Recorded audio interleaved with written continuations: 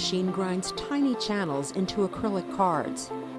In another room, a University of Miami engineering student assembles the delicate tubes that will literally bring this chip card to life.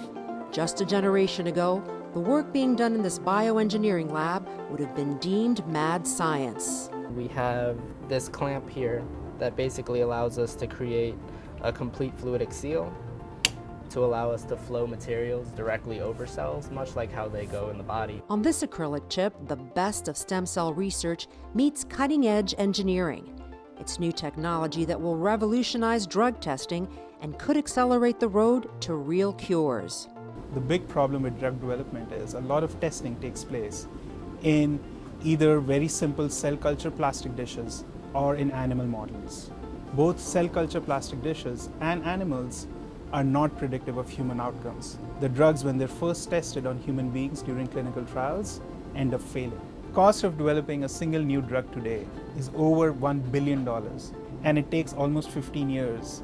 Dr. Ashu Agarwal leads a team of students creating what they call organs on a chip. They are functioning stem cell organs in chip containers that mimic the real organs in humans. In other words, a heart on a chip, lungs on a chip, a pancreas on a chip. Liquids and drugs that can easily be measured by computer are run over the living organs for testing. If the patient had a genetic disorder, the heart cells will also carry the same genetic disorder. So now you have a way of recapitulating that person's biology on a dish. Now, plate those cells on these highly engineered systems. In our case, this is a bed of electrodes, which would collect the EKG signal of those heart cells. And now you can start flowing in drugs and see the effect of those drugs. The groundbreaking work has been published in Nature Medicine and rewarded with federal funding from the National Institutes of Health. Pharmaceutical and device companies are also watching closely. Already using the new technology is the University of Miami Miller School of Medicine and the Diabetes Research Institute Foundation. It is critically important to use human tissue and human insulin-producing cells instead of animal sources of cells. And this is because diabetes has been cured 460 times in mice, in rodent model, and none of this has translated to a cure for human disease. Engineering a mini pancreas, an organ on a chip, is critically important for research perspective and potential. Organs on a chip will also allow doctors to test drugs on the disease cells of individual patients, allowing the ultimate in personalized medicine. And this new technology will allow to do patient-specific organs on the chip, because you now can take a biopsy from a patient, even from adult cells, and then bring them back to stem cells and then differentiate them to any organ system like liver, pancreas. So then you study the sensitivity to different drugs and not just one drug or one treatment strategy for all.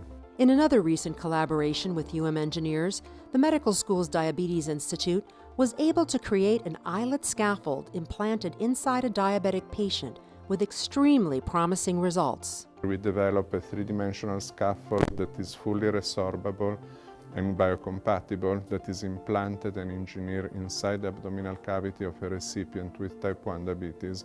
And so far the results have been very exciting. The first patient was recently transplanted. It is now several months completely off insulin without needing to do a unit of insulin. With groundbreaking collaborations like these, others are in the works between the College of Engineering and UM's Miller School of Medicine. The engineer of today, specifically in biomedical engineering, is building tissues, is building organs, and that is the future for regenerative medicine. If you get a diseased organ, you don't have to wait for a transplant to come in. What if you could create patches of your heart which could go in and repair where the defect happened?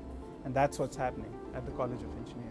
We're at the cusp of a new type of technology that has the potential to really change how we develop drugs and how we can actually personalize medicine. This work is really exciting.